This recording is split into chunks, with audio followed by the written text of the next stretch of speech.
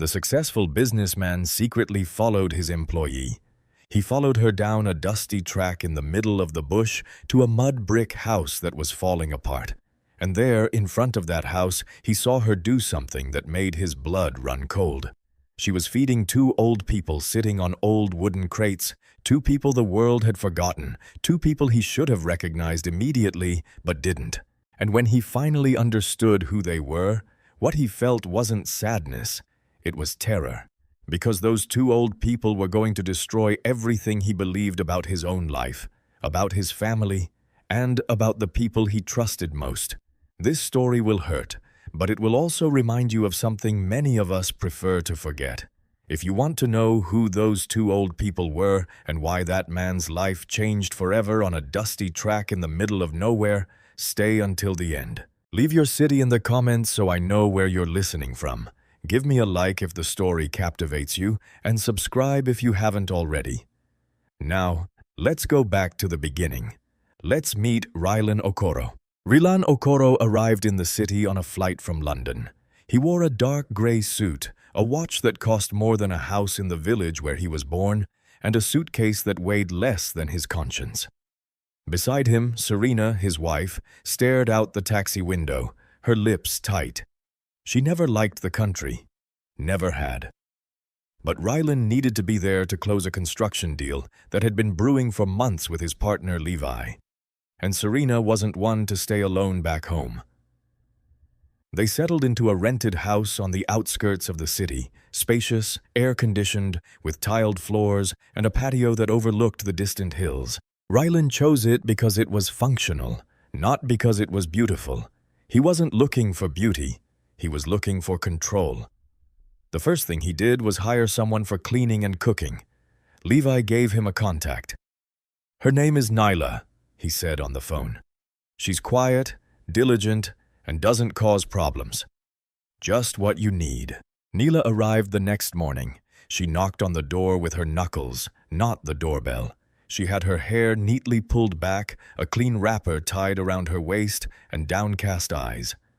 Rylan opened the door, gave her instructions without looking at her face, and returned to his laptop. He didn't ask her where she was from. He didn't ask if she had family. He didn't ask her anything. To Rylan, Nyla was just another function of the house, like the air conditioning or the stove. Serena was worse.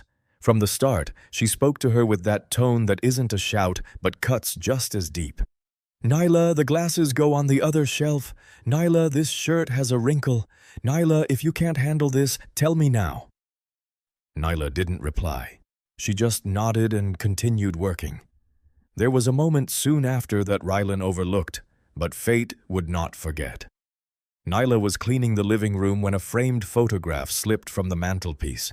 She caught it before it hit the floor. She held it for a moment, looking at it. It was an old photo, one Rylan had carried for years without quite knowing why. A young man of 18 with a backpack slung over his shoulder, smiling in front of a mud brick house. Rylan snatched the photo from her hands with a dry gesture. "Don't touch what isn't yours."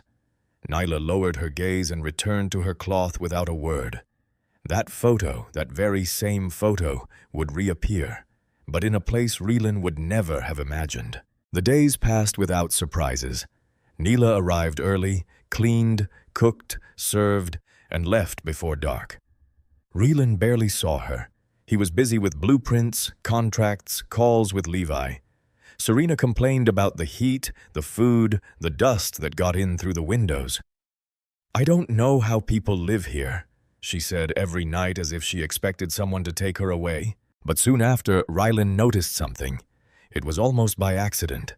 He was in the kitchen looking for a glass of water when he saw Nyla in front of the stove wrapping something in foil. It wasn't her food. It was the leftovers from lunch. Half a portion of yam porridge, a little okra soup, 3 or 4 pieces of fried yam that were left over from midday. Nyla put them in a plastic bag carefully, as if she were packing something valuable. Then she put the bag in her shoulder bag, took off her wrapper, and walked toward the door. Rylan didn't say anything, but he kept thinking. The next time, the same thing, and the time after. Always at the end of the day, always with the same bag, always with that discreet haste of someone who has someone waiting for them somewhere. Serena was the one who said it first. "That woman is taking our food, Rylan. She's stealing from us right under our noses." She said it with her arms crossed and that look that didn't tolerate argument. Fire her. Rylan thought about it for a moment. Any other employer would have, but Rylan wasn't any employer. Rylan was a man who needed to know. Not out of compassion, not out of empathy, out of control. If someone stole from him, he wanted to know exactly how much, how and where the stolen goods were going. That's how his mind worked. That's how he had built his company, controlling every screw, every invoice, every penny. "Not yet," he told Serena. "First, I want to know what she's doing." Serena looked at him with annoyance. "Why? She's an employee. She's taking food. End of story." "Because no one makes a fool of me," Rylan replied. "And if she's taking it, I want to know where." From that day on, Rylan began to observe Nyla more closely, not as one watches a person, but as one monitors a piece that doesn't fit. He noticed that she always left at the same time. He noticed that she always carried the same plastic bag, sometimes with an old plastic container, sometimes just with pieces of yam wrapped in a cloth. He noticed that upon leaving the door, Neela walked fast, faster than when she arrived, as if something was pulling her. And one afternoon, when Nyla left with her bag and crossed the street without looking back, Rylan grabbed his car keys. He wasn't going to ask her. He wasn't going to confront her. He was going to follow her because Rylan Okoro didn't ask. Rylan Okoro found out. Rylan followed her at a distance 2 blocks back, without speeding, without getting too close.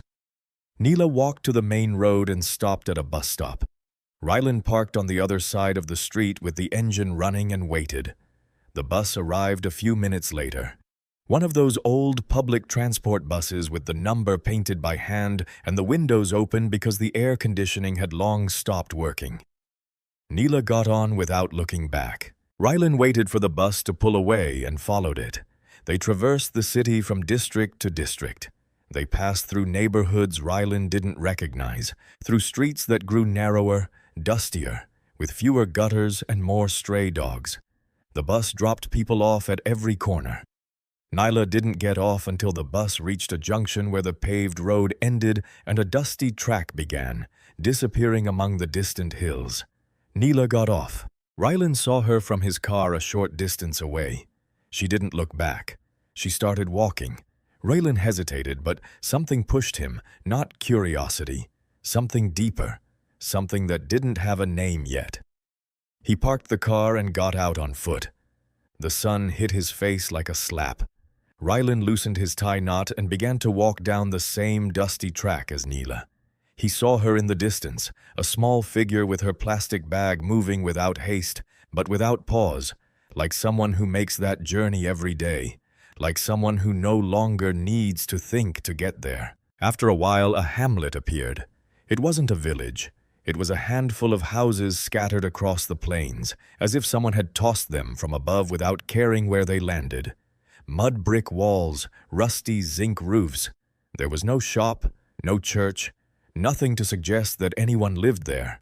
But Neela kept walking straight without hesitation, as if this place had always been her destiny. Rylan hid behind a crumbling wall.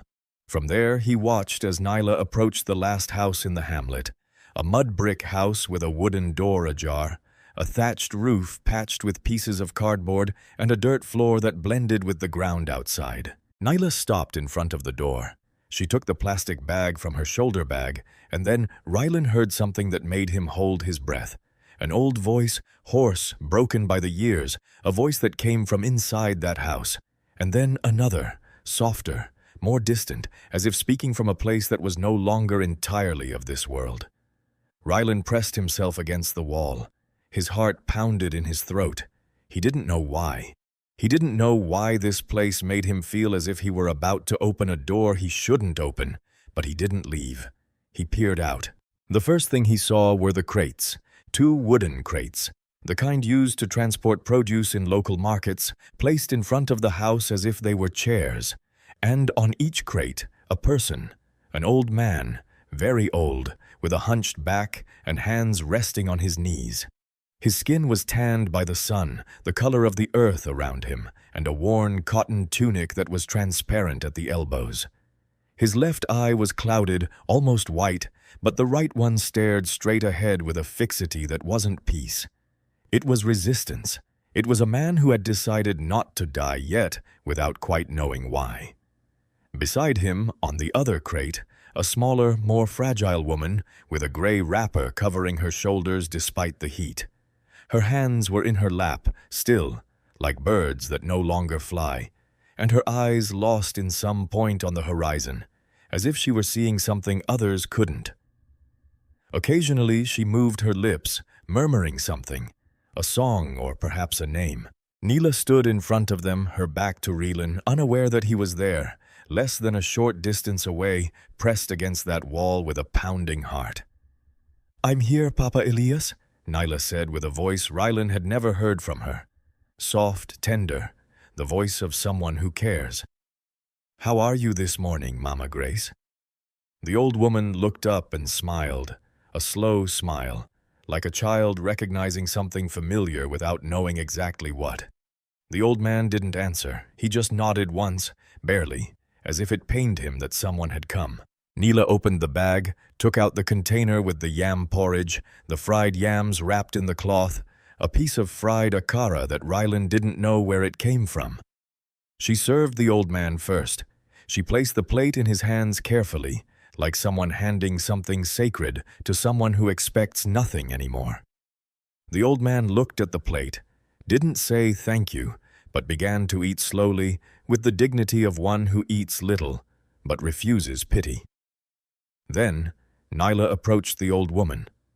Gently, she removed her wrapper, cleaned her face with a damp cloth she carried in her shoulder bag, and tucked her hair behind her ears. The old woman let herself be tended to, docile, as if this ritual was the only thing that gave shape to her days. Neela broke a fried yam into small pieces and fed them to her patiently with a patience that isn't learned. You are born with it, or you don't have it. Harlan watched from the wall, and something happened to him that he couldn't explain with the cold logic that governed every decision of his life. The old man's hands, those large, dark hands with wide knuckles and thick fingers. Harlan had seen those hands before, somewhere, sometime. And the woman, that way she tilted her head when she smiled, that constant murmur. Harlan felt that if he closed his eyes he could hear that same melody in some corner of his memory. But every time he tried to grasp the memory, it slipped away like water between his fingers. He left without making a sound. He walked back to his car with shaky legs, started the engine, and drove home without turning on the radio, without calling anyone, without thinking about anything but those two faces sitting on their crates in front of a mud brick house that was falling apart. That night, lying beside Serena, who slept with her mouth slightly open and the air conditioning on full blast, Harlan couldn't close his eyes.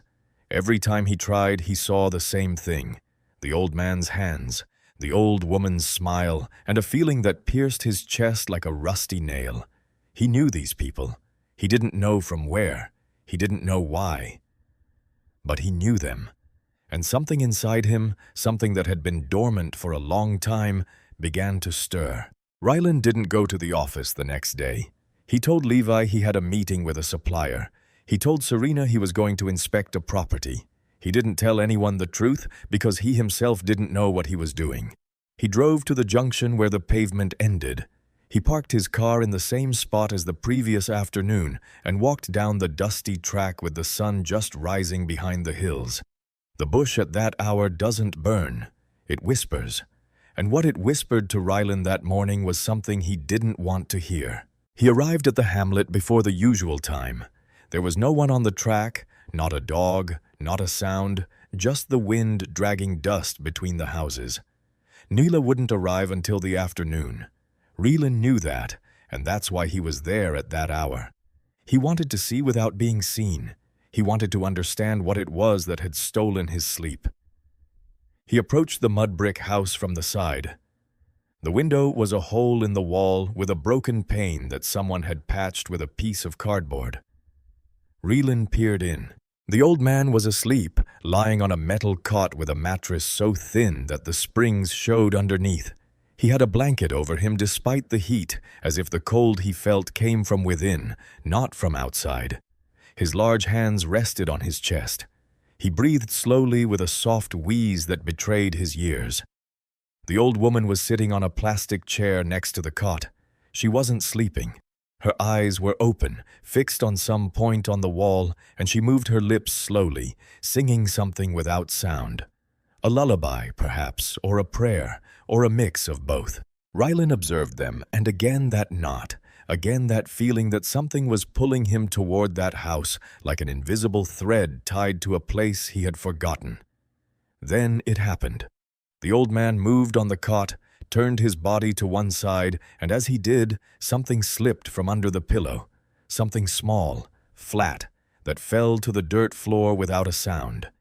An old photograph, folded in half, with yellowed edges and a damp stain in one corner. Harlan moved closer to the broken pane. He squinted. In the photo was a young man, 18 perhaps, dark-skinned, lean, with disheveled hair and a smile that had not yet known the weight of the world. He had a backpack slung over his shoulder and was standing in front of a mud brick house with a bare hill behind it and a clear sky that stretched as far as the eye could see. Harlan stopped breathing. He knew that photo. He knew that backpack. He knew that smile. He had seen it 1,000 times. He had it in his own living room in a frame on the mantelpiece. The same photo that Nyla had picked up from the floor days ago and that he had snatched from her hands. It was him at 18, the day he left the village. His breath caught in his chest.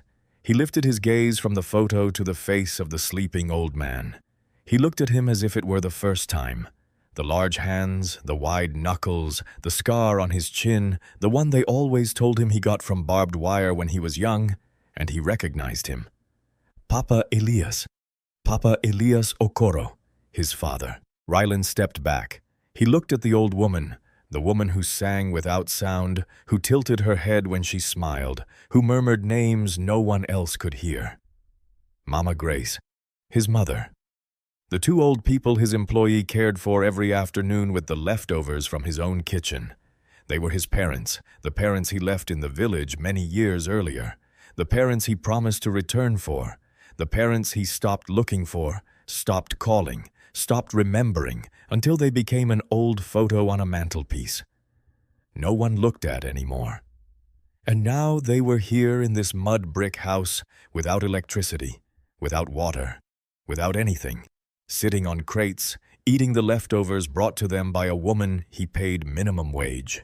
Harlan leaned against the outside wall of the house. His legs wouldn't respond. The sun was already hitting his face, but he didn't feel it.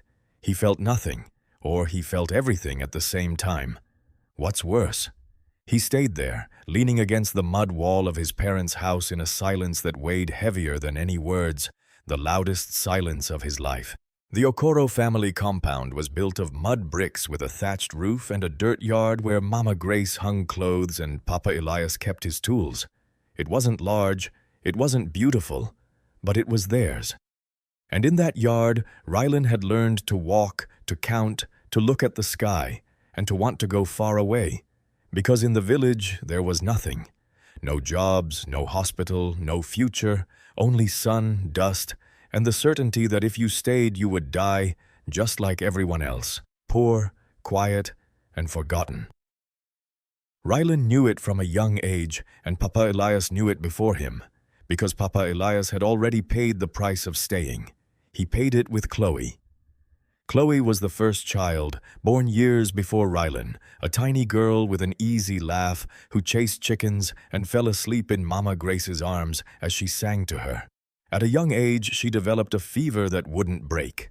Mama Grace applied cool cloths. Papa Elias went to the nearest town for medicine, but there was no doctor in the town. The nearest doctor was in the city, and Papa Elias didn't have money for the fare. Chloe died one night. Mama Grace was never the same, and Papa Elias carried that death on his shoulders like a stone that never left him. When Relan said he wanted to go to the city, Papa Elias didn't stop him. He couldn't, because every time he looked at his son, he saw Chloe's shadow and thought, "Not this one. This village won't kill this one." "Go," he said one morning with his back to Rylan, pretending to sharpen a machete. His hands trembled. "Go and don't look back. There's nothing for you here. Your sister died here because I couldn't even afford a doctor. I don't want you to live what I lived." Rylan left that same day, backpack on his shoulder, and a promise he made to his mother at the door of the house. "I will come back for you. I will give you the life you deserve." Mama Grace hugged him so tightly that Rylan felt his mother's bones against his own. Papa Elias didn't approach. He stayed with his back turned, machete in hand, looking at the hills. But when Rylan was already on the dusty track, Papa Elias turned and watched him leave until he disappeared into the distance. No one saw it, but it happened. The first few months in the city were tough. Rylan worked whatever jobs he could find: masonry, painting, carrying materials on construction sites. He slept in a shared room with men who spoke languages he didn't understand. But every week, without fail, he went to the corner shop and sent money to the village. And every Sunday he called. Papa Elias didn't answer the phone. He didn't like it. He said those gadgets were for city folk. But Mama Grace did, and every Sunday she told him the same things: that the chickens were still laying eggs, that the roof no longer leaked since he sent money to fix it, that his father was fine, even if he didn't say it. Then came the first big contract. A construction company hired him as a foreman, then as a supervisor. Then Rylan realized he could do the same on his own and opened his own company. Real money started coming in, and with the money came Serena. Serena was the daughter of Nigerians who had migrated years earlier and never looked back. She grew up without speaking her ancestral language, without knowing her parents' village, without missing what she never had. For her, the village was a foreign memory. And when Rylan told her about the village, about the mud brick house, about the dirt yard, she looked at him with the same expression one reserves for old furniture, with respect, perhaps, but with no intention of keeping it. The calls became less frequent, first every couple of weeks, then once a month, then only at Christmas. And one day, without Rylan being able to say exactly when, he stopped calling. There wasn't a moment. There wasn't a decision. There was a silence that grew like weeds, slowly, unnoticed by anyone, until it covered everything. When he realized it, years had already passed. Years without a call, years without sending money, years without asking if his parents were still alive. And the shame, which at first was small, grew so large that it no longer fit into a call or a message or a return flight. Rylan convinced himself that they were fine, that someone was taking care of them, that they didn't need him.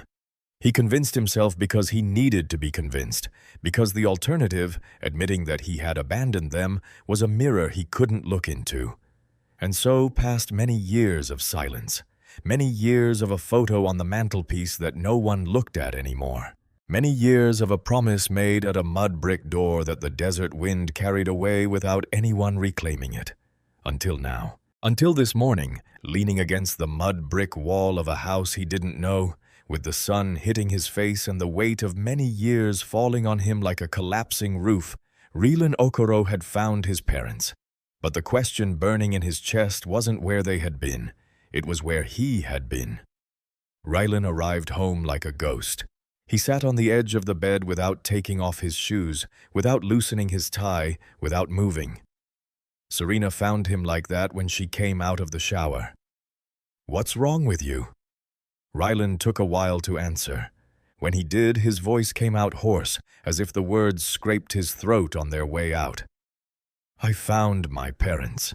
Serena stood still, towel in hand. "What?"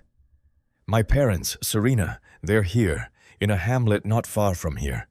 They live in a mud brick house without electricity, without water.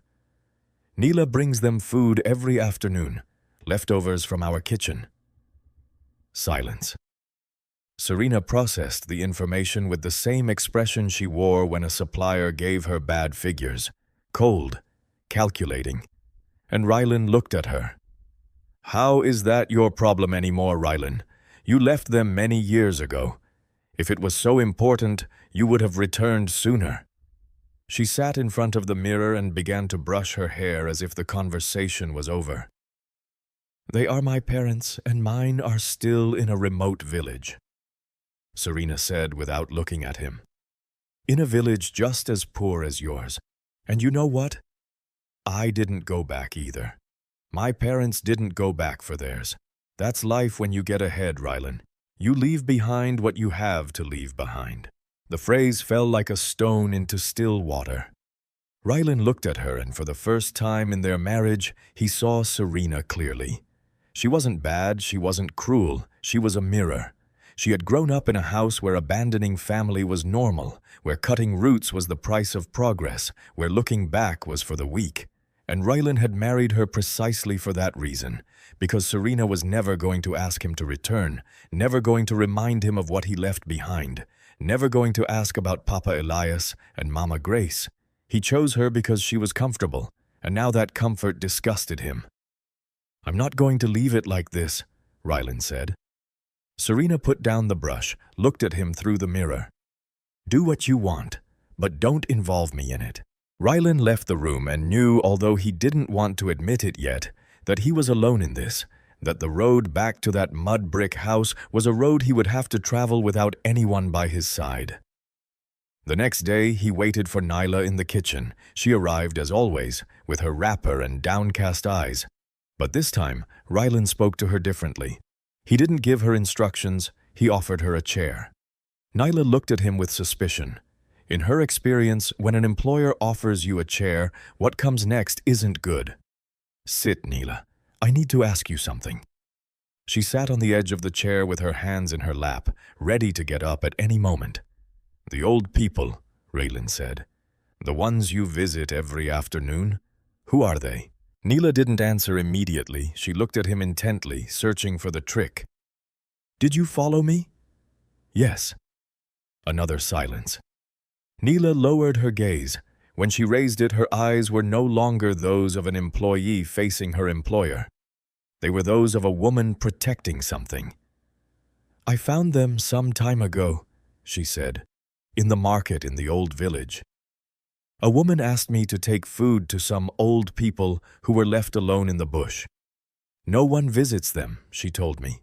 No one cares for them. I went thinking I would drop off the food and leave. But when I arrived..." She paused. She looked at her hands. The house was falling apart. They had no electricity, no water. They were eating dry pieces of yam with salt. The old man saw me coming and told me he didn't need anyone's pity and that I should leave. But the old woman... Nyla swallowed. The old man grabbed my hand and wouldn't let go. She looked at me with eyes I knew, the eyes of someone who has been waiting a long time for someone to arrive. Rylan listened, his hands clasped under the table. "Since that day, I went every day with whatever I could, sometimes with leftovers, sometimes with beans from my own pot. The old man never thanked me, but he stopped asking me to leave. Sometimes I take Zara with me. In the hamlet, there's a woman, Matere, a few houses away. She watches her while I'm with the old people." Nyla stopped, and then she said something Rylan didn't expect. "There was a time when I almost stopped going." She said it quietly, as if she were ashamed. "A few months ago, I didn't have enough money. Zara needed new school shoes, and I was spending on 2 households. I thought, I can't do this anymore. They're not my responsibility. I have a daughter to feed, and that week, I didn't go 1 day, nor 2. On the 3rd day, I went only to tell them I wouldn't be able to keep coming." Nyla looked up. Her eyes were moist. "But when I arrived, Mama Grace saw me from the door and said, 'Chloe, I thought you weren't coming anymore.' She grabbed both my hands and started to cry.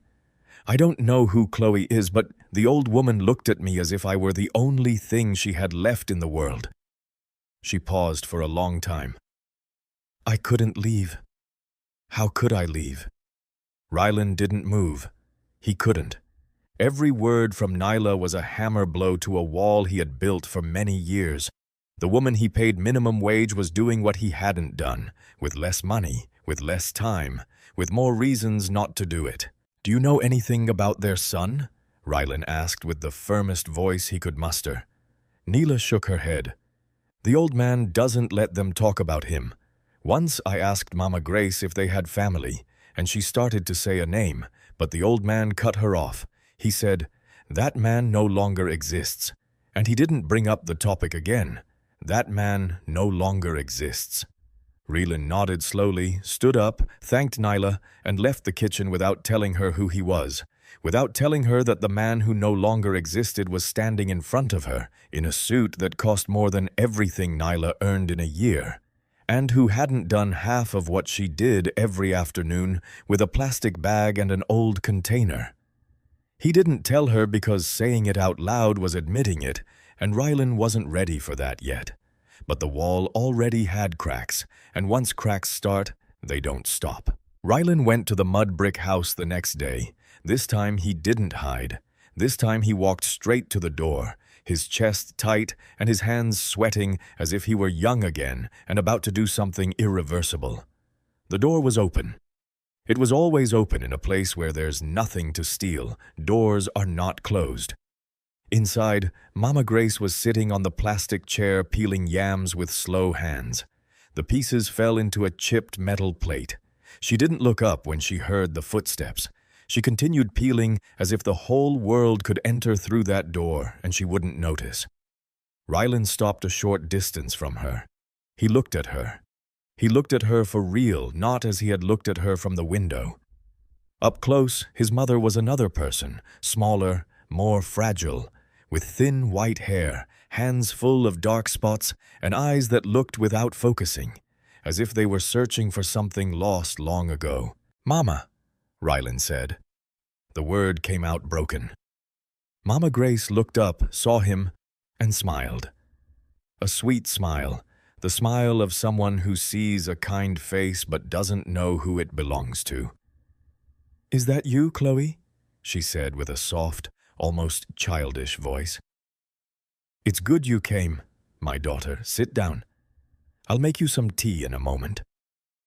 Rylan felt the floor open beneath him. She didn't recognize him.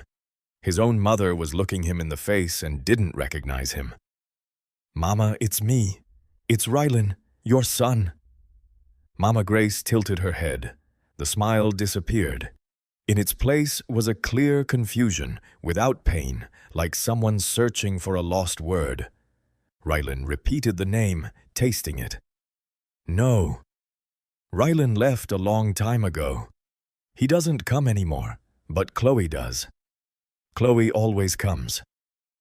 She stared at him for a moment longer. Then she lowered her eyes to the yam and continued peeling as if nothing had happened, as if Rylan were a visitor who had already left.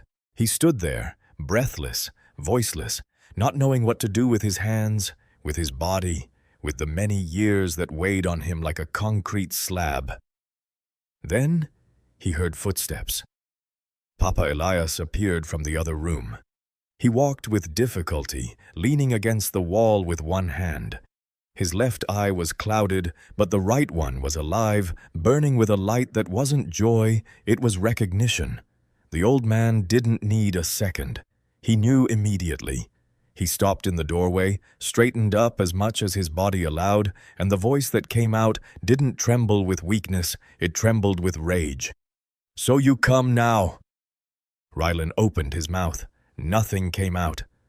"After all this time," Papa Elias took a step forward. "After you stopped calling, stopped sending, stopped asking if we were still alive. Now you come with your suit and your clean shoes to stand in my house. Papa, You have nothing here." His voice broke, but he held it firm. "There's nothing of yours here. Not this house, not that chair, not that woman who doesn't even know who you are anymore. You left, Rylan. You left, and you didn't come back. And now, don't come looking for what you threw away." Papa Elias looked at him with red eyes, not from crying, but from something older than tears. Then he turned around and disappeared back the way he came. The creak of the cot was heard as he sat down, and then nothing. Mama Grace continued peeling the yam. She hummed something. She hadn't registered anything that had just happened. Rylan walked out of the house, took a few steps, leaned against the mud brick wall, and slid down to sit on the ground. He didn't cry. Again, he didn't cry, but something worse than tears filled his body. A void so large it couldn't fit inside him. His mother didn't recognize him. His father recognized him and rejected him. And he was sitting in the dust with an expensive suit stained with dirt in front of a house that was falling apart, and he knew that there was no amount of money in the world that could repair what he had broken. The days that followed were filled with insomnia and unanswered questions. Rylan went to the office, signed papers, answered calls, but his head was elsewhere. It was in that mud brick house, in his mother's empty smile, in his father's retreating back. He needed to understand not just the pain, he already understood that. He needed to understand how they had gotten there. The last time he sent money, his parents were still in the village, in the mud brick house with the dirt yard. What had happened? How did they end up in a nameless hamlet in a mud brick house that wasn't theirs? One morning he went to the village. He drove to the village where he was born looking for the mud brick house where he grew up. But when he reached the street, he remembered the house was no longer there. In its place was a new fence and a private property sign. Rylan got out of his car and asked a neighbor who was sweeping the front of her house, "What happened to the Okoros?"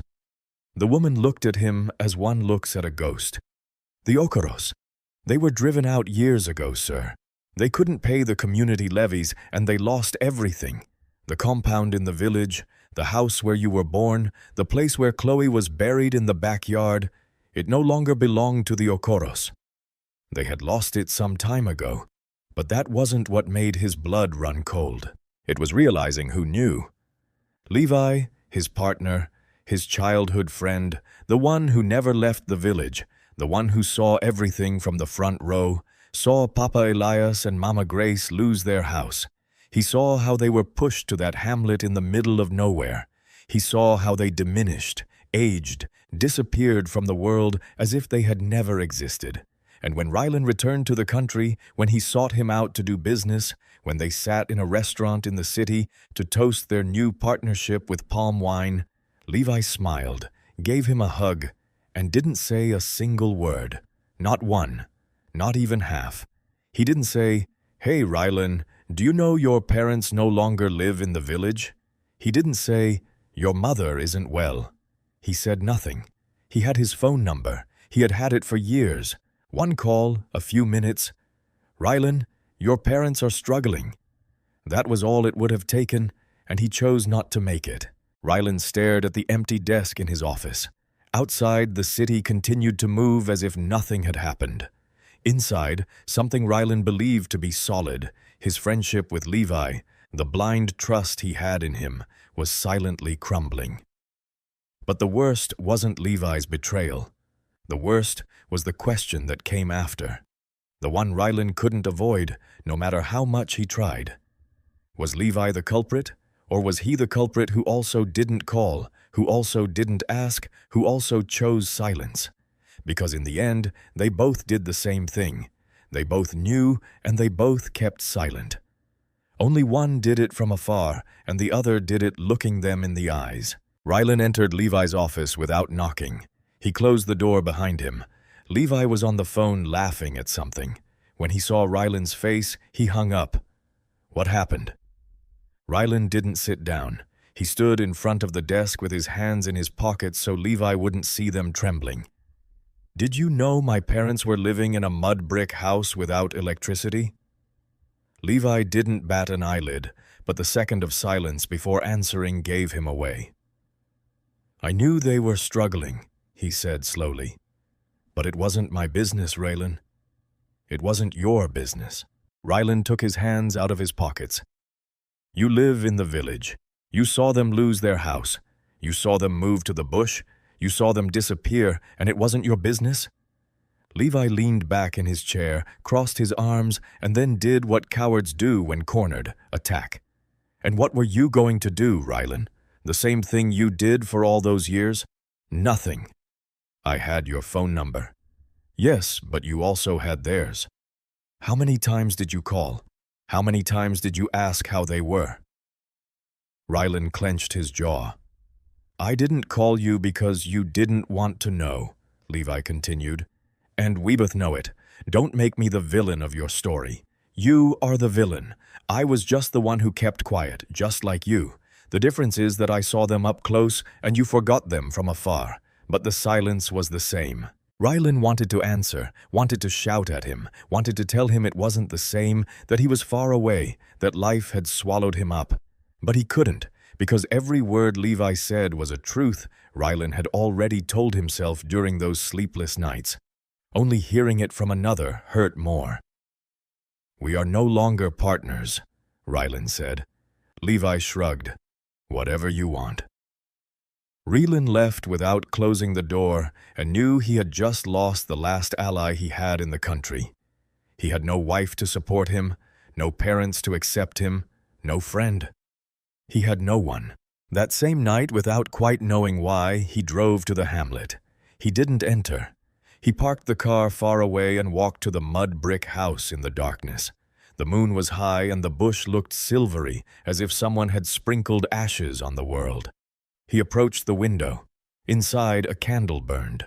Papa Elias was sitting on the cot. Mama Grace was lying down with her eyes closed. The old man was talking to her. "That boy came, old woman." Papa Elias's voice was different at night. It wasn't the harsh voice of the man who had driven him away. It was lower, more tired, the voice of a man talking to the only person he had left. "He came with his suit and his city shoes, but it's too late. It's too late." Mama Grace murmured something unintelligible, perhaps a name, perhaps nothing. "It's too late," Papa Elias repeated, and he stared at the candle as if he were talking to the fire. Rylan, on the other side of the wall, closed his eyes. The phrase entered his ears and pierced his chest like wire. "It's too late." His own father, the man who pushed him to leave, the man who told him, "Go and don't look back." Now he said it was too late, that there was no more time, that what was broken was broken. He walked away from the window without a sound, walked back to his car, got in, and stayed there with the engine off looking at nothing. The bush at night is an honest place. There's nothing to disguise it, no noise to cover the silence, no light to hide the darkness. It is what it is. And that night, sitting in his car with his hands on the steering wheel and his eyes fixed on the dusty track, Rylan was also what he was, a man who had destroyed the most important things in his life and didn't know if he could rebuild them. He thought of the city, of his office with a view of the city center, of his contracts, his clients, his bank account, all that was still there. He could go back. He could drive to the airport, take the first flight, and in hours be sitting in his leather armchair with a whiskey in hand and the air conditioning on high. He could forget again. He had done it before. Many years of practice. It was easier. It was much easier. He was about to start the engine when someone tapped on the window. Rylan jumped, turned. On the other side of the window, a round face looked at him with curiosity. Zara, Nyla's daughter, was in her nightgown with oversized flip-flops and messy hair. Rylan lowered the window. "What are you doing out here?" "I came out to throw out the rubbish," Zara said, pointing to Matere's house a short distance away. "And what are you doing here in your car?" "I'm thinking about whether I should go or stay." Zara thought for a moment, serious, as if the question deserved her full attention. "My mommy also gets sad sometimes," she said, "when she doesn't have enough money or when she remembers my daddy, but she says that caring for someone is the only way not to be alone." She said it simply, unaware that those words were hitting a grown man harder than any contract, any shout, any rejection. "Good night, sir," Zara said, and walked away in her oversized flip-flops back to the house humming something. Reelan remained still with his hands still on the steering wheel, his eyes fixed on the dusty track that disappeared into the darkness. Caring for someone is the only way not to be alone. He started the engine, turned on the lights, and instead of turning toward the highway, toward the airport, toward the city, toward the comfortable life that was waiting for him with open arms, he turned the steering wheel toward the dusty track. He didn't know if it was too late. He didn't know if his father was right, but he knew that leaving again was to die while still alive, and he had been dead for many years. He found her the next day at the usual time, leaving the house with her shoulder bag and her plastic bag. The same routine, the same path. But this time Rylan was waiting for her at the door. "Nyla." She stopped. She looked at him with that caution that had become her custom whenever he spoke to her outside of normal. "I need to tell you something, and I need you to listen to me before you say anything." Nyla nodded. She didn't sit down. She stood with the bag hanging from her hand as if ready to leave at any moment. Reelan took a deep breath and said it. "Those two old people you take care of every afternoon are my parents." The silence that followed was not a normal silence. It was one of those silences that have weight, that occupy space, that settle on your chest. Nyla didn't move. She stared at him with wide eyes, processing each word as if he were speaking another language. "What did you say?" "Papa Elias and Mama Grace. They are my parents. I am the son who left, the one who no longer exists." Nyla dropped the bag. It fell at her feet and she didn't bend down to pick it up. Rylan saw her face change from surprise to something darker. Something he knew well because he had seen it in the mirror every morning since he discovered the truth. Rage. "You left them like this?" Nyla's voice was no longer soft. It was sharp. "You are the son Papa Elias doesn't even want to hear the name of. The one who left them without money, without a home, without a call in all this time." Rylan didn't answer. There was nothing to answer. "I found them eating pieces of yam with salt," Nyla continued. "Pieces of yam with salt. Two people over 70 years old, and you were in the city with your suit and your car and your wife who doesn't even know where the village is." Her rage broke in her throat. Her eyes filled, but she didn't cry. She stood trembling with clenched fists, looking at him as one looks at someone who has failed the people they love most in the world, and then slowly the rage transformed into something else. Not forgiveness, but something more complicated. "Mama Grace calls me Chloe," Nyla said in a low voice. "Every time I arrive she says, 'Chloe, it's good you came.' I never understood why." She paused. "Now I understand." Another silence, this one longer, sadder. "And now what do you want to do?" Nyla asked. "I want to try. I want to be there. I want to—" Reelan didn't finish the sentence. He didn't know how to finish it. Nyla looked at him for a long time. She was assessing him. Not his money, not his position. She was assessing him, what was left of him. "I will help you," she finally said, "but on one condition." Reelan looked at her. "Don't promise them anything you won't keep. They've had enough of that. If you are going into that house, it's to stay, not to visit, not to feel better about yourself and then leave again. To stay. Do you understand me?" Rylan nodded. "Because if you fail them again," Nyla said, picking up her bag from the ground, "this time it won't be Mama Grace who doesn't recognize you. It will be me who doesn't open the door for you." She turned and walked toward the track. Reelan watched her go and knew he had just made a pact more serious than any contract he had signed in his life. He didn't arrive with flowers. He didn't arrive with speeches. He didn't arrive with money. He arrived with a hammer, a bag of nails, and 3 planks he bought from a roadside timber seller. It was early. Nyla hadn't arrived yet. Reelan walked to the mud brick house, put his things on the ground and looked at the roof. It had holes everywhere. Pieces of cardboard someone had put to cover leaks. Rusty zinc sheets that moved with the wind. He took off his watch, rolled up his sleeves, and started to work. Papa Elias came out when he heard the hammer blows.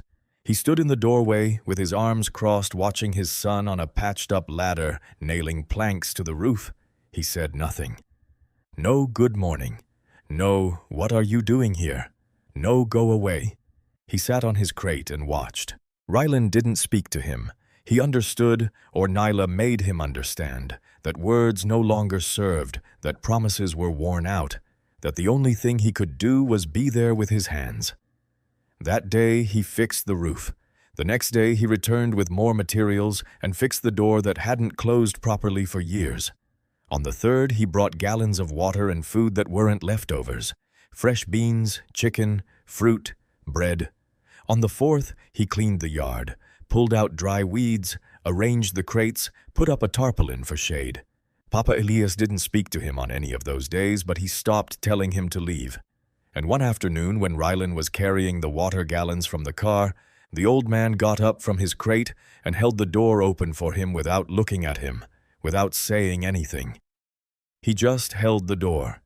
And that gesture, so small that anyone else would have ignored it, was for Rylan greater than any embrace. On the fifth day, Rylan tried to cook. He put a pot on the firewood stove, added beans, water, salt, a piece of onion. The beans stuck. The fried yams came out thick and crooked. He burned one, burned another. Neela arrived in the afternoon and found him standing in front of the stove with teary eyes.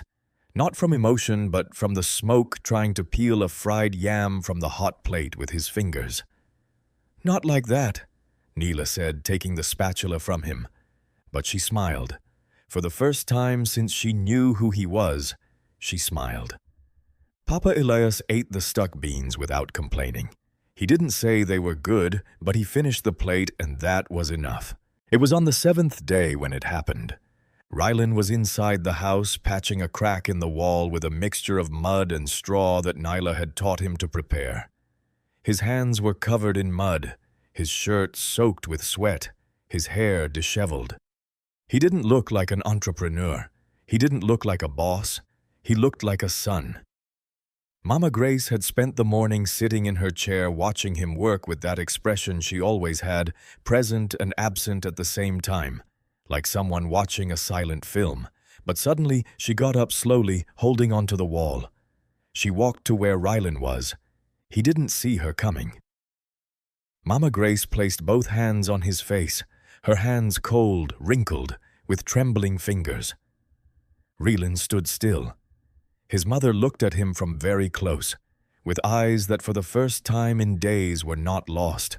They were here, completely here. "You have your father's hands," Mama Grace said softly, as if it were a secret between them. "You always did, my son." "My son," she said. "My son." Rylan crumbled. His knees gave way. He knelt, and his mother held his head against her chest, caressing his hair with those hands that had once cradled him and now could barely support themselves. And Rylan cried. For the first time in many years he cried. Not like strong men cry, wiping tears quickly and looking away. He cried like sons who returned late, with their whole body, with all the air, with everything they had held inside for years and could no longer contain. Papa Elias from his crate saw everything. He didn't get up. He didn't approach.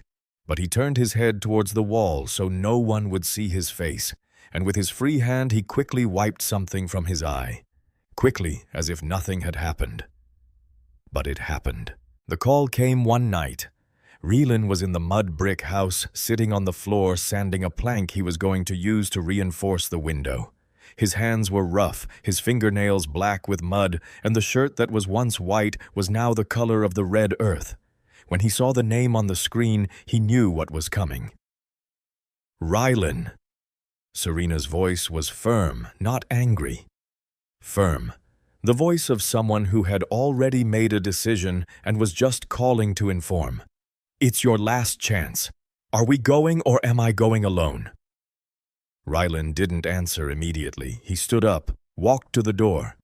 Outside, the sun was setting behind the hills and the sky had that orange color that only exists in the bush, as if someone had set the horizon on fire. Neela was coming down the dusty track with Zara by the hand. The girl held a drawing she had made at school and waved it in the air to dry. Papa Elias was sitting on his crate as always, looking at the plains with his good eye. And Mama Grace was beside him with her wrapper on her shoulders, humming that song no one else knew but her. "I didn't stay in this country to end up in a village without paved roads," Serena said. "I have a life in the city, Rylan, a life we built together. If you want to throw it away for a guilt you should have resolved long ago, that's your problem. But I'm not going to stay and watch it." Rylan closed his eyes, breathed the dry bush air, and replied, "Go, Serena. I already left once. I'm not going to do it again." Silence on the other end. Long, heavy. Then Serena's voice lower. "Is that all?" "That's all." Serena hung up. There were no shouts, no slamming doors. Rylan Okoro's marriage ended with a click and a few seconds of digital silence. Many years of shared life, of dinners, of trips, of a house in a city suburb with neatly manicured lawns. Everything ended in a short call. Rylan took his wedding ring off his finger. He looked at it for a moment, not with anger but with a clean sadness, like someone letting go of something that no longer belongs to them. He put it in his trouser pocket. Maybe he would throw it away later. Maybe not. It didn't matter. The company in the city kept running. Rylan managed it by phone, delegating what he could, letting go of what he couldn't. He no longer cared about being the one who controlled every screw. He had enough money to live and to fix that mud brick house. The rest could wait. What mattered was that for the first time in many years, Rylan Okoro was exactly where he needed to be, and he wasn't going to move. The weeks passed. Because this isn't a story where everything is fixed with time. It's a story where everything begins with a decision, and then you have to uphold it every day, every morning, every time life asks you if you're sure. Rylan managed to get electricity connected to the house, a long cable coming from the nearest utility pole a short distance away. It probably wasn't legal, but it worked. He brought a water tank that he filled every few days with his car. He bought a new mattress for Papa Elias's cot and another for Mama Grace, who until then had slept on a mat on the floor. Papa Elias didn't thank him, didn't hug him, didn't call him son. But he no longer told him to leave. And one morning, when Rylan arrived carrying materials to build an extra room, the old man got up from his crate, walked to the car, and began to unload planks without anyone asking him. They didn't say anything to each other. They worked together all morning in silence, shoulder to shoulder. And that silence was more eloquent than any verbal forgiveness. Mama Grace had good days and bad days. On bad days, she called him sir and asked if he was from the local government. On good days, she looked at him with those clear eyes, the eyes from before, and said, "My son," as if he had never left. Rylan learned to live with both. He learned that a mother's love with a broken memory is still love. It just comes in pieces when you least expect it, and you have to be there to receive it. Neela continued to come every afternoon, but she no longer came alone with her bag of leftovers. Now she arrived with Zara, who ran around the compound chasing lizards, and with food that she and Rylan cooked together on the firewood stove. Rylan never learned to make perfectly round fried yams, but he learned to cook rice without it sticking, and that, according to Nyla, was already a miracle. One afternoon, without anyone planning it, they all sat down to eat together. Rylan placed some planks on 2 crates in front of the house. It wasn't a table, it was an idea of a table. Nyla brought the plates. Zara arranged the napkins, scraps of paper that she folded as if they were cloth. Papa Elias sat down without being invited. Mama Grace sat beside him, with her wrapper on despite the heat, murmuring something that could be a prayer or a lullaby. Beans, rice, fried yams, Nyla's, not Rylan's, lemonade in plastic cups. The sun was setting and the sky blazed orange and red as if the bush was bidding farewell to the day with everything it had. Zara recounted that at school they had asked her what she wanted to be when she grew up. And she said a doctor to heal all people, she explained with a mouthful of beans. Nyla scolded her for talking with her mouth full. Papa Elias didn't say anything, but the corner of his mouth moved, barely, almost nothing. Something that in another man would have been a smile, and that in Papa Elias Okoro was a revolution. Mama Grace looked at everyone with shining eyes. It wasn't clear if she knew exactly who each person was, but she smiled. She smiled with that peace of someone surrounded by voices, and that was enough for her. When they finished eating, Rylan began to clear the plates. Papa Elias remained seated, looking at the horizon as he always did, but when Rylan passed by him, the old man raised his hand and touched his arm. Just that, a brief, clumsy touch, as if the hand didn't quite know how to do it after so many years. Rylan stopped. Papa Elias didn't look at him. He kept looking at the horizon, but he didn't let go of his arm. He held it for a few seconds and then released it and said, in the lowest voice Rylan had ever heard from him, "Tomorrow. We need to fix the fence. Tomorrow," he said. "Tomorrow." He didn't say, "It's too late." He said, "Tomorrow." And that word from Papa Elias Okoro's mouth was worth more than any spoken forgiveness. And Rylan, sitting on a fruit crate with a plate of beans in his hands, looked at that makeshift table in the middle of the bush and understood something that many years of business, contracts, and bank accounts had not taught him, that the most important table in your life is not the one with a tablecloth. It's the one with the right people sitting around it. It wasn't a perfect ending. Papa Elias hadn't hugged him. Perhaps he never would. Mama Grace didn't always know who he was. Perhaps she would never fully know. But no one at that table was alone, and that, after many years of silence, was enough. Sometimes life doesn't give you a complete second chance. It gives you a piece, a fragment, a table of planks in the middle of the dust with beans and lemonade, and it's up to you whether you take it or let it go. Rylan took it late. Yes, imperfect, yes, but he took it. And you, if you had the chance to go back, would you go back or would you leave again? Leave it in the comments, because this story doesn't have an easy answer. And perhaps the answer depends on who is listening.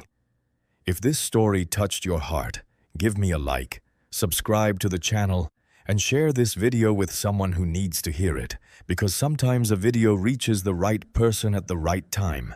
And remember, no matter how far you have gone, what matters is if you still have the courage to return.